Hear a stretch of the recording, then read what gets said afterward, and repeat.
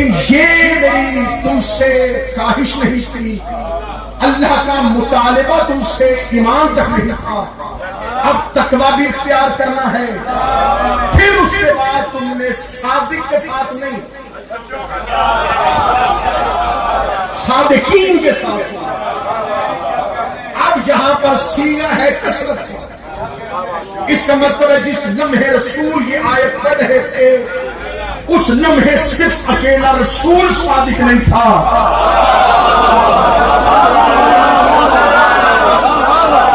کچھ اور بھی صادقین تھے جن سے اللہ کہہ رہا تھا ان کے ساتھ۔ اب اس کا مطلب ہے کہ صادقین دور رسول میں موجود تھے۔ اب ہمارے پاس شیعہ سنی میں نہیں، عرب کے کافر بھی میرے نبی کو صادق کہتے ہیں۔ اسلام اور کفر کے درمیان متفقہ فیصلہ ہے کہ رسول اللہ صادق ہے۔ یہ صرف مسلمان کے فرقوں کے درمیان نہیں، کافروں نے بھی تسلیم کیا ہے کہ حسنین کا نانا صادق ہے۔ اب ہم نے ڈھونڈنے ہیں صادقین۔ اب اللہ نے ہمیں معیار دے دیا ہے مصطفیٰ کو، جیسا یہ صادق ہے اس جیسے اور بھی صادق ہے۔ اب یہاں پہ آ کے جھگڑا نہیں ہوا، جھگڑا رسول کی صداقت پر ہے، جھگڑا ہے امت میں صادقین میں سے۔ اب یہ تو بندہ سمجھ سکتا ہے کہ یہ شخص کتنا بڑا عالم ہے، اسے لڑتا دے کے فیصلہ کر سکتا ہے کہ یہ کتنا بڑا بہادر ہے، اس کی گفتگو سے اندازہ کر سکتا ہے یہ کتنا عقل مند اور دانشور ہے۔ یہ کیسے پتا چلے گا کہ کون کتنا صادق ہے؟ کیونکہ ہر دور کے جھوٹے نے بھی اپنے سچے ہونے کا دعویٰ کیا۔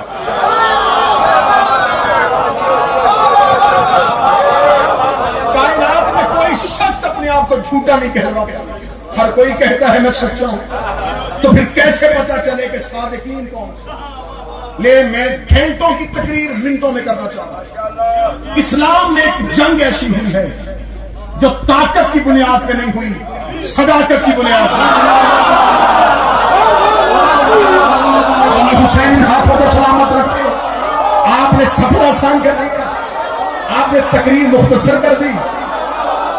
مطلب اسلام میں ایک جنگ ایسی ہوئی ہے جو لشکر کی بنیاد پہ نہیں ہوئی، طاقت کی بنیاد پہ نہیں ہوئی، سچوں کی بنیاد پہ ہوئی ہے۔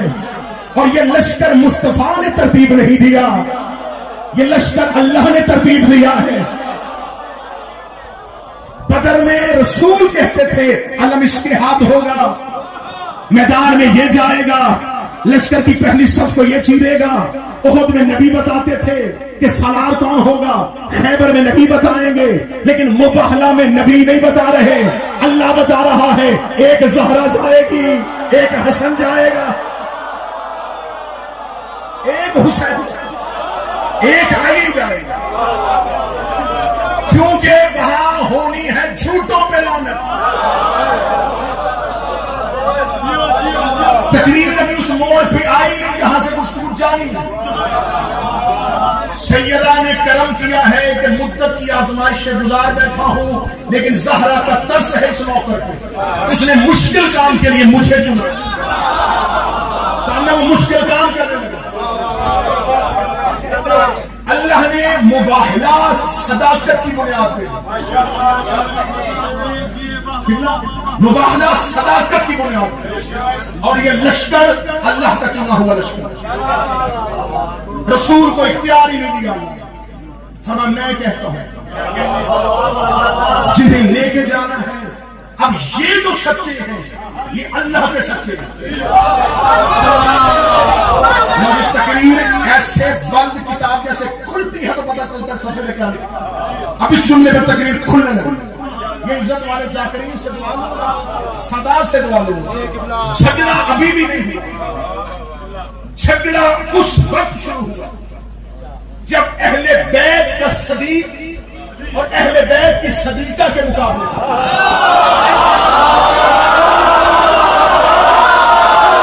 بولے وہ ہاتھ جو زہرا کے حق پہ بولنا چاہتا. جھگڑا اس وقت شروع نہیں ہوا مباہلہ میں جنگ نہیں ہوئی, مباہلہ میں لڑائی ہوئی نہیں, لڑائی مباہلہ کے بعد شروع ہوئی ہے. یہ خاموش گئے, خاموش آ گئے. جب لڑائی ہونی نہیں تھی اللہ نے بھیجے کیوں؟ وہ جب مباہلہ میں جنگ شروع ہوئی تھی آج تک شروع ہے. مباہلہ کا لشکر آج بھی میدان میں کھڑا ہے. جھگڑا تب ہوا جب اہل بیت کا صدیق, اہل بیت کی صدیقہ کے مقابلے امت نے اپنا صدیق بھی بنا لیا.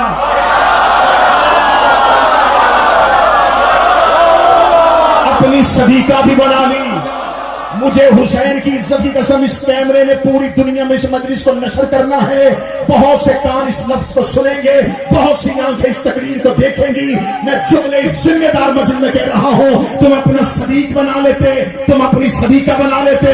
مجھے منبر کی عزت کی قسم ہے, ہمیں تم سے کوئی کھلانا ہوتا. لوگوں نے اپنے خدا بنائے, لوگوں نے اپنے نبی بنائے, لوگوں نے اپنے امام بنائے. ہمیں نہ کسی کے مذہب سے غرض ہے, ہم نہ کسی کے گھر لڑنے کے لیے جاتے ہیں. ہم اپنے صدیق کو مانتے, اپنی صدیقہ کو مانتے. لیکن جھگڑا تب ہوا جب اہل بیت کی صدیقہ کے مقابلے پہ امت کا صدیق آ گیا, اور اہل بیت کے صدیق کے مقابلے پہ امت کی صدیق.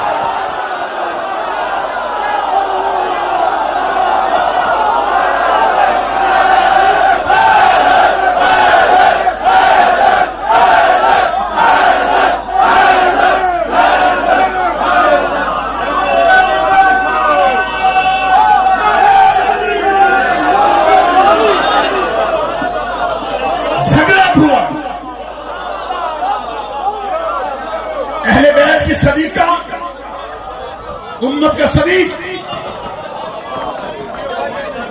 اہل بیت کا صدیق امت کی صدیقہ. اب یہاں سے کسی ایک کو واپس لانا,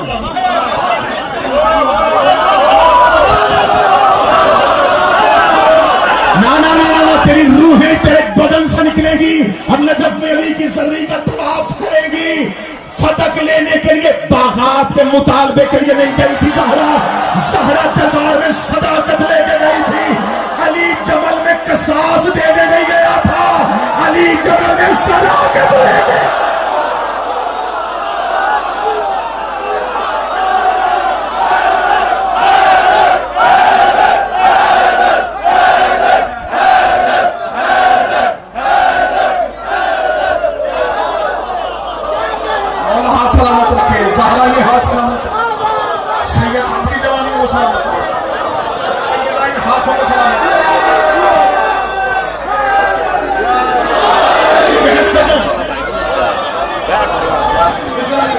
نیاز آ گیا, بالکل نیاز آ گیا.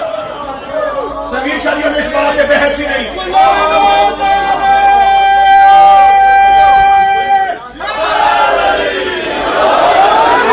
شیعہ سنی جھگڑے ختم کرو.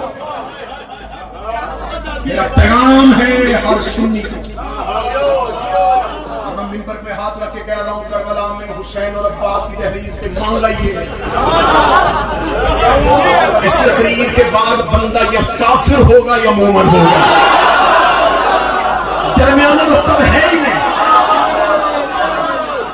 اب ہماری بحث ختم. یہ فتح وراثت کا معاملہ تھا, نبی نے کوئی حدیث لکھی تھی. اب یہ بحث نہیں ہے کہ بات کون سا وراثت بنتی تھی کہ نہیں بنتی تھی, نبی نے حدیث لکھی تھی کہ نہیں لکھی تھی. یہ بحث ختم. بحث یہ ہے قرآن کی صدیقہ.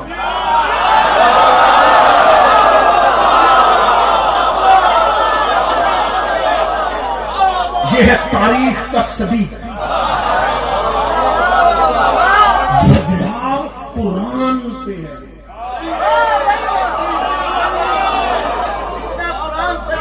جملہ میں دھیما کہوں گا لیکن اس کا نتیجہ بڑا اونچا ہے. پھر احمد شادی فتح وراثت کا مسئلہ نہیں تھا, جبل خلافت کا مسئلہ نہیں تھا، فتح بھی صداقت کا مسئلہ تھا.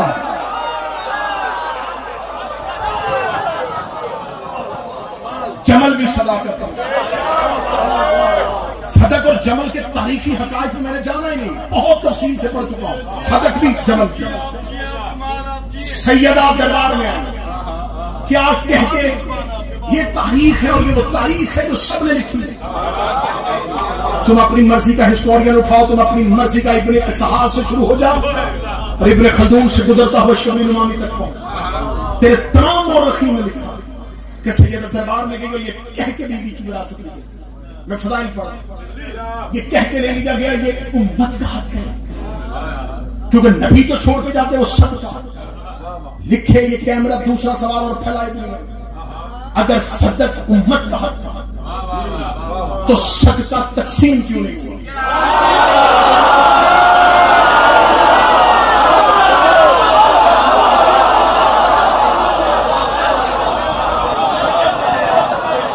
مجھے حسین کی ماں کی قسم ہے اپنے موقف سے 1 انچ پیچھے نہیں ہٹوں گا.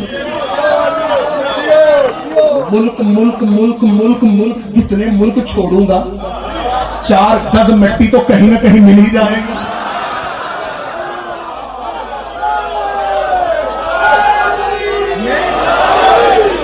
اب یہاں پر یہ کہہ کے لیا گیا کہ صدقہ تقسیم کیوں نہیں؟ پہلی خلافت میں حکومت کا تصرف تھا، دوسری خلافت میں حکومت کا تصرف، تیسری خلافت میں مروان بن حکم کے پاس صرف تاریخی حقائق ہے، اسے کوئی سنی مولوی جھولائے گا. مروان بن حکم کی تصرف میں چلا، اس کی کتنی آمدن تھی، اس پراپرٹی سے حکومت کو کیا کیا ملتا رہا، مجھے اس پہ بات نہیں کرنی. مجھے اس سے اگلا ایک اہم اور نقطہ اٹھانا. یہ تاریخ اسلام کی پہلی خلافت سے تیسری خلافت تک بھی وہ آمدنی ہے کہ جو آمدن ہوئی ہے خرچہ نہیں ہوا.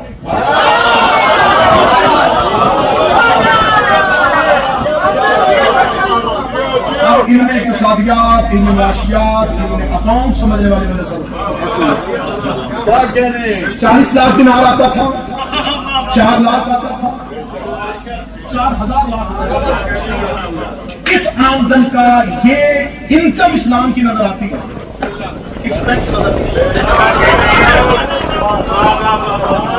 اکاؤنٹ سمجھنے والا جب لیٹر بناتا ہے تو آخر میں لکھتا ہے یہ آیا ہے، یہ مورخ ہمیں بتائے کہ صدق کا مال جو سیدوں سے لیا گیا امت کے استعمال میں کہاں ہے. تاریخ گونگی ہو گئی، مورخ خاموش ہے، لیکن حقائق کبھی بھی چھپیں گے نہیں. مجھے ایک جگہ سے یہ ساری آمدن اکٹھی مل گئی.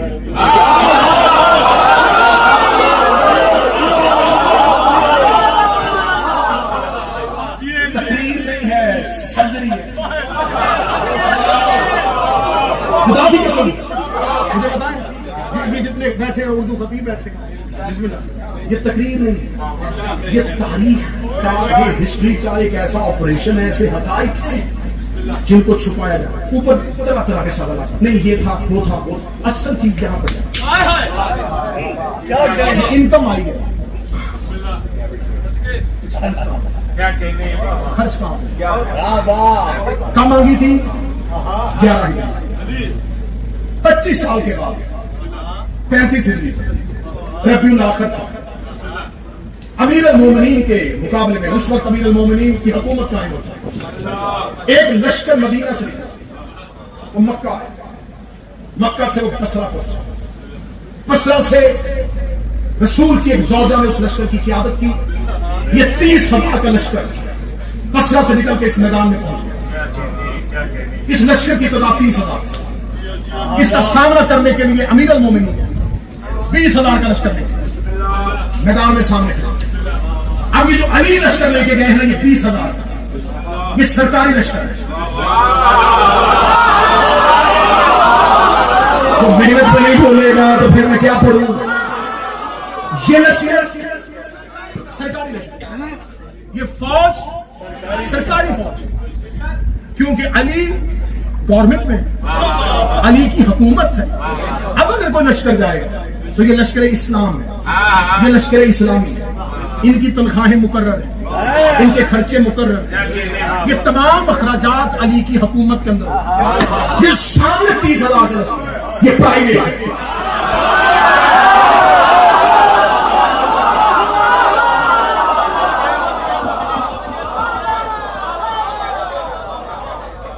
یہ کسی حکومت کی جانب سے نہیں آیا.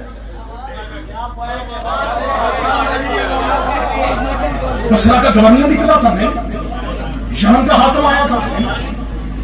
یہ چھوٹے چھوٹے قبیلے نکلے تھے، مطالبہ قصاص کا تھا. یہ سب ایک دوسرے سے مفادات اور نظریات کے اختلافات میں رکھتے تھے. اہل سنت مورخین گواہ ہے کہ میدان جمل میں یہ اپنی اپنی با جماعت نماز پڑھاتے تھے. یہ ایک کے پیچھے نماز بھی نہیں پڑھتے تھے، اتنے ان کے اندرونی اختلافات. لیکن ایک دشمنی میں یہ سارے کرتے تھے علی. اب 30,000 کا لشکر آیا ہے. اس 30,000 کے لشکر کے فوجیوں کی تنخواہیں، ان کے کھانے پینے کے اخراجات، ایک سال کے بعد یہ مہنگی ہوتی. یہ ناصر جعفر صاحب تشریف فرما ہے، پورا سال محنت ہوگی. کتنے ہوں گے؟ 2,000 2,500 5,000 7,000 ایک دن کے لیے. ایک سال انتظام ہے، کھلانا ہے، بٹھانا ہے. 30,000 کا لشکر ہے. پیسے کہاں سے آئے؟ اگلا جملہ سننا تاریخی حقیقت. جو لشکر کو قرآن کر رہی ہے وہ خرچ کر نہیں سکتی، کیونکہ نبی جو چھوڑتے ہیں وہ صدقہ ہوتا ہے.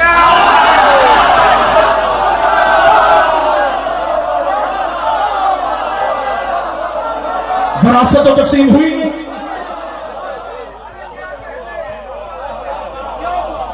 پراپرٹی تو نبی کی تھی نہیں، وہ تو امت کی تھی. جو نبی چھوڑ کے گئے تھے وہ تو مال تقسیم نہیں ہوا. اچھا اگر وہ تقسیم ہو بھی گیا تھا تو پھر زوجہ کا حصہ 8واں اور 9 بیویاں اس وقت زندہ موجود ہیں. 8واں حصہ 9 میں تقسیم. ایکسپینس اس پہ بھی پورے نہیں ہو رہے.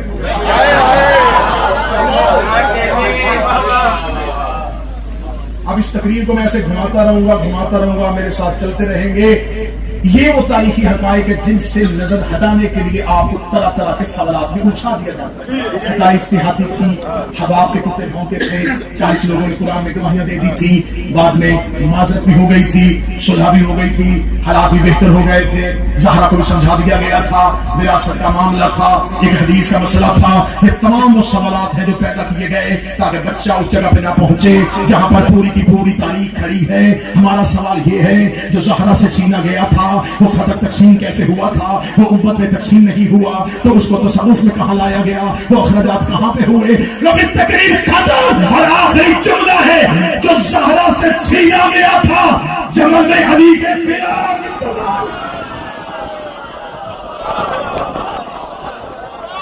یہ جمل میں آیا.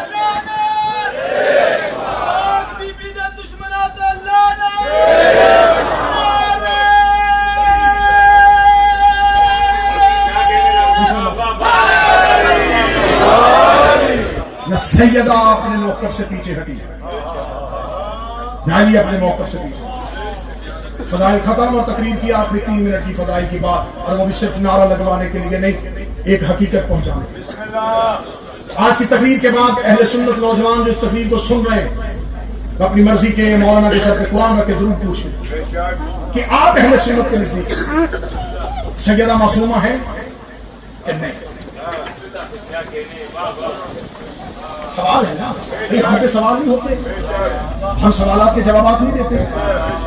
یہ کیوں، یہ کیوں، یہ کیوں، یہ کیوں، یہ کیوں، یہ کیوں. ایک سوال ہم پیدا کر رہے ہیں، سیدہ معصومہ ہے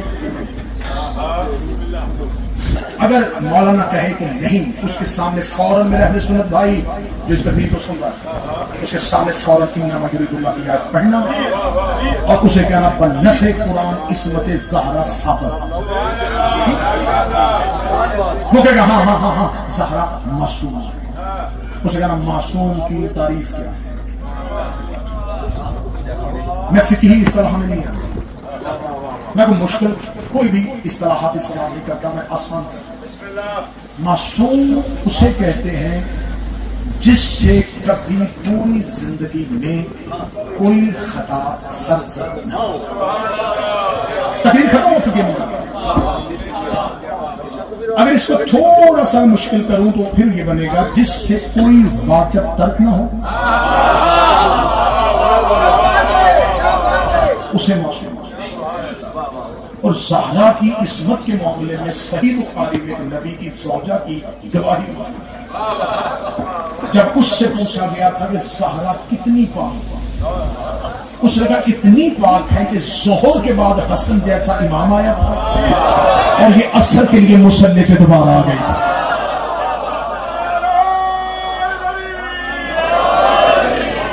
یہ عصمت زہرا کی ایک یہ عصمت زہرا میں ایک گواہی صحیح بخاری میں موجود ہے. سیدہ ہے معصوم. معصوم وہ ہے جس سے واجب ترک. میں تقریر بالکل نہیں کی، یقین مانی میں تقریر نہیں کی، میں نے کوئی خطابت کے جوہر نہیں، کوئی خطابت کی کلا بازیاں نہیں، صرف اور صرف اس میں پلیٹ فارم کا بہتر استعمال کیا کر سکتا ہوں. یہاں سے ہم ایک نمائندہ استعمال کیا، نتیجہ ایک نکال کے دنیا تک پہنچا سکتے، کیونکہ مجلس منصوب سیدہ سے ہے. ایک بندہ بھی زہرا کے ہاتھوں مانگے تو اس پورے مجمع کے کھڑے ہو کے تاب دینے سے مجھے اس بندے کا مذہب پہ آنا چاہیے. آپ سے دعائیں تو ہم لیتے ہیں اور لیتے رہیں گے. سیدہ معصوم اور معصوم وہ ہوتا ہے جس سے واجب ترک ہے. اب اسی مولانا سے پوچھئے گا کہ شریعت محمدیہ میں سلام کہنا سنت، جواب دینا واجب.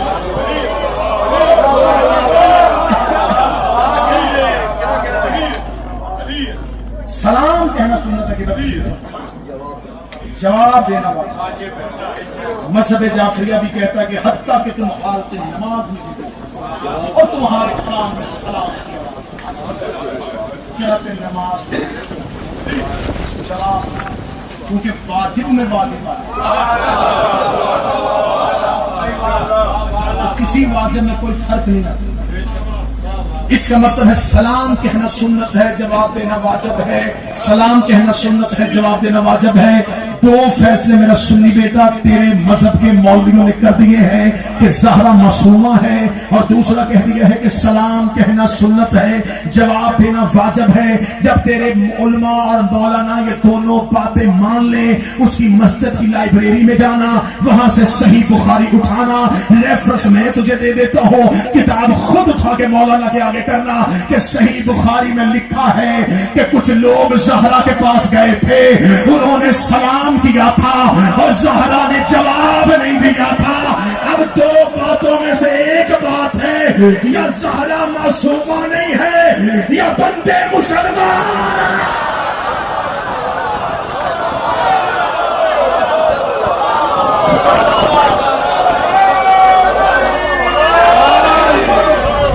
مسلمان کے سلام کا کافر کے سلام کا مشکل کام ہے اس دور میں زہرا پڑھنا.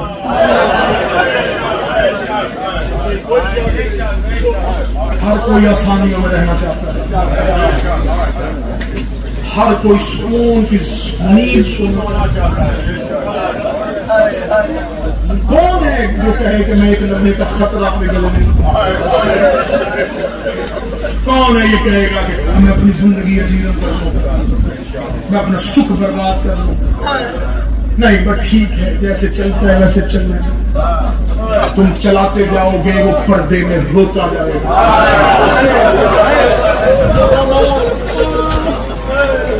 اس لیے کہ تم نے تاریخ میں پڑھا ہے کہ دربار میں کھڑی تھی، اس نے آنکھوں سے دیکھا ہے. उस्ताद बैठे नौजवान होगा, जो सैयद बैठे नौजवान होगा। मैंने अपने घर की कहानी नहीं, मैंने आपके घर की दुश्मनी अपने सर पे ली है। तो मैं सैयदों से दुआ का हकदार हूँ,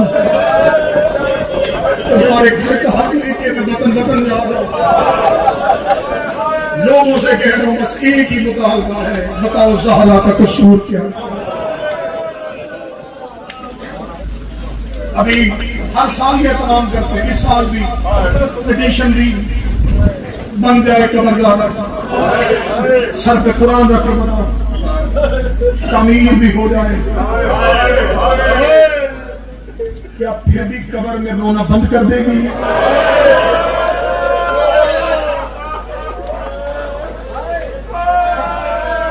दो अलम कुरान सामने, मिंबर पे आ जाना कसम हो सकता, मिंबर पे आके कसम देना जाकरी नहीं, मिंबर पे खड़े होना कसम। मैं मजमे के सामने नहीं, मैं 14 की कचहरी में खड़ा, मैं इतने इज्जत वाले जाकरीन के सामने ये लफ्ज कहने लगा, खुदा की कसम मिंबर पे पढ़ा ही नहीं गया कि कितनी जख्मी थी।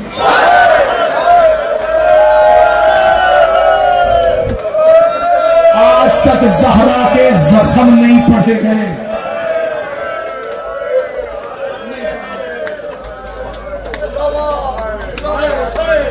सैयदा के जख्म पढ़े ही नहीं, क्योंकि हर्फ आखिर की हैसियत से जनाब सरदार वसीमुल अब्बास बीबी के दुख खोल खोल के सुना। ज़हरा की जख्म उम्मत ने देखे नहीं थे, क्योंकि पर्दे में थी, घर में रोती थी, जनाजे पे कोई आया नहीं, दफन होता किसी ने देखा नहीं, कब्र का निशान नली ने मिटा दिया। ज़हरा की गुर्बत खामोशी में चली गई। लोग बाद में पूछते रहे जख्मी हुई थी, बदुआएं देती थी, रोती थी। जमाने से ज़हरा की गुर्बत छुप गई थी। हुसैन मदीने से बेटी लेके करबला आ गया। ना हाथ प्यारा न करना। उम्मत ने ज़हरा के दुख छुपा दिए थे, हुसैन सकीना लेके करबला आ गए। उम्मत के जो अरमान रह गए थे वो सकीना के रुखसारों पे पूरे हो गए। अब तेरी चीख मुझे चाहिए, इतनी जख्मी थी जितनी शाम में सकीना।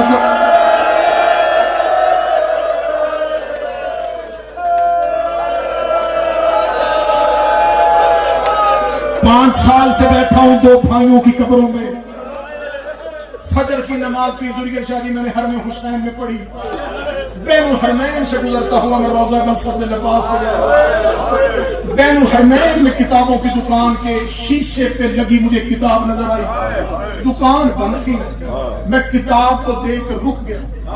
अलीबास किताब पे लिखा था मिनल फातिमा इलल फातिमा।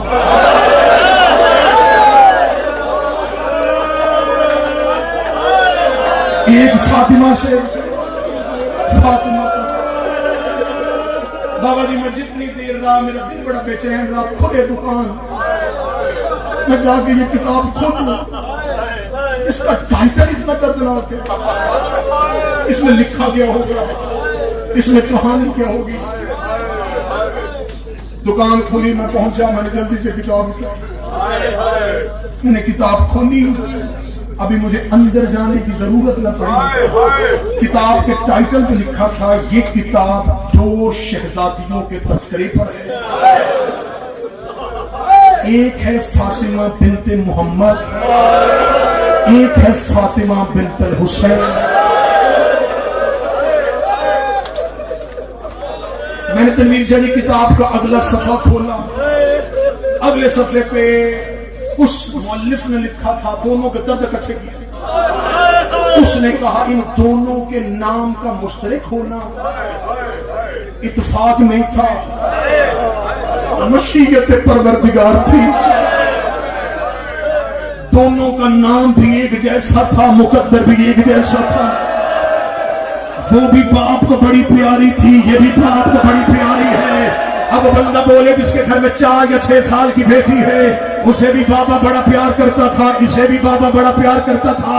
اسے کا دکھ یہی رلا گیا, اسے بھی باپ کے بعد کسی نے رونے نہیں دیا, اسے بھی باپ کے بعد کسی نے رونے نہیں دیا.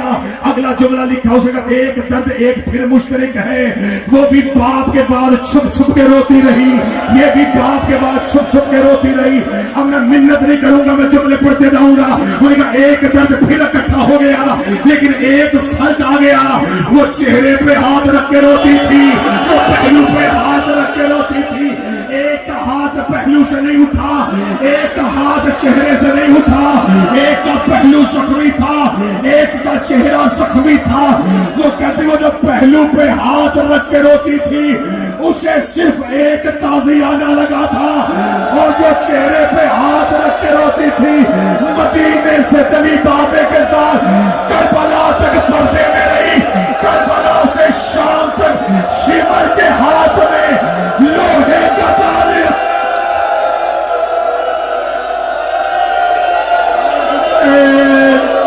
ہائے حسین, شمر کے ہاتھ, جس کے گھر میں بیٹی ہے, جس کے گھر میں بچی ہے, لوہے کا تالیانہ, پہلو زخمی, چہرہ زخمی, ہاتھ زخمی. میں بی بی کی شہادت نہیں پڑھوں گا, میں صرف دو درد پڑھ کے منبر چھوڑنے لگا ہوں. شام کے زندان میں حسین کی بیٹی نے ایک جملہ کہا تھا جو آج بھی شام کے زندان کی دیواروں سے نکل کے مہدی کے کانوں پہ ٹکراتا ہے, اور پردے میں بیٹھا حسین کا بیٹا لہو کے آنسوؤں کے ساتھ روتا ہے. سکینہ نے زندان کے اندر دیواروں پہ ہاتھ مارتے مارتے سجاد کی داڑھی پہ ہاتھ رکھا, ہاتھ رکھ کے اپنے زخمی ہونٹوں سے بھائی کی پیشانی کا بوسہ لیا, رو کے کہتی ہے سجاد میں نے آج تک تجھ سے ایک درد چھپایا ہے, آج بیٹی سمجھ کے میرا درد سن لے. بیٹیاں باپ کو درد بتاتی ہیں, سجاد رو کہتے سکینہ کون سا درد ہے, رو کے کہتی تیری امامت کی قسم ہے مجھے اب تیرا چہرہ نظر نہیں آتا, میری آنکھیں کی بینائی چلی گئی ہے, مجھے چہرے پہ اتنا مارا گیا ہے, سجاد میری آنکھوں کی بینائی. ہائے حسین, ایک منٹ, سجاد میری آنکھوں کی بینائی چلی گئی ہے, سجاد مجھے آنکھوں سے نظر نہیں آتی. ایک درد نا بڑا ہو چکے, صبح سے رو رہے, محنت جاری رہے. میرے پاس سید آ گیا, پھر سید آ گیا, سنائیں گے تمہیں اپنے گھر کی کہانی. 1 منٹ مجھے تم نے دینا, 30 سیکنڈ تم نے مجھے دینا. سجاد میری آنکھوں کی بینائی چلی گئی, سجاد مجھے اب نظر نہیں آتی, سجاد میں ضعیف ہو گئی, سجاد دعا کر تیری بہن کو موت آ جائے, سجاد میں اب بابا سے ملنا چاہتی ہوں. دو درد ہے,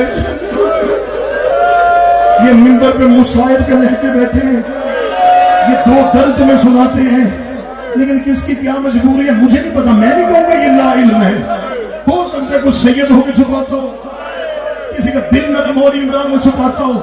میں کھولنے لگا ہوں, میں آج کھولنے لگا ہوں. آج کوئی نرم دل ہے, ہارٹ کا پیشنٹ ہے, کان پہ ہاتھ رکھا, لیکن میں نہیں چھپاؤں گا نہ حسین کی ماں کے سفر, نہ حسین کی بیٹی کے سفر. پیر سرگی شادی دو درد پڑتے ہیں ذاکر. سجاد نے بہن اسی کرتے میں دفنائی, پہلا درد ایسا ہی ہے. دوسرا درد سجاد نے بہن کے ہاتھ کی رسیاں نہیں کھوئی. سنو سنو سنو سنو, وجہ عمران شادی کیا, پہلا میں کہتے ہیں اس لیے سجاد نے کرتے میں دفنا, غریب تھا, کفن نہیں تھا, نہ تو ہی میرے مولا کی, جس کے باپ کے کرتے جنت سے آتے ہوں, وہ اشارہ کرتا جنت سے کفن آتا.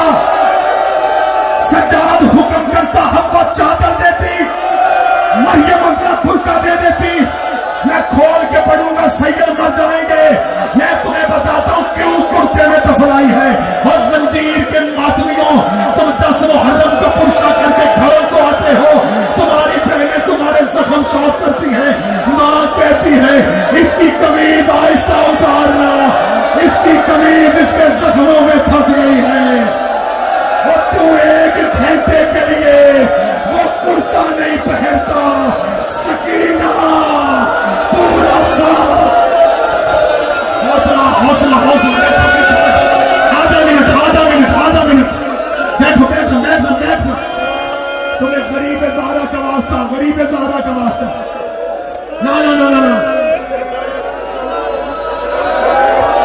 میرا مقصد مجلس بنانا نہیں، حسین کی ماں کی قسم، میرا مقصد مجلس بنانا نہیں کہ تم اٹھو اور مچانا، نہ، میرا مقصد ہے تم تک درد پہنچانا۔ ماں اپنی قمیض زخموں میں رکھی، ماں کہتی آہستہ اتارنا، تو نے پرسے کے بعد فوراً پہن لی تھی، قمیض زخموں کے ساتھ رک گئی، تو 4 گھنٹے بعد گھر آئے، تیرے زخم تیرا لباس نہیں چھوڑتے، پورا سال شام کی گلیوں میں سکینہ تازی آ گئی۔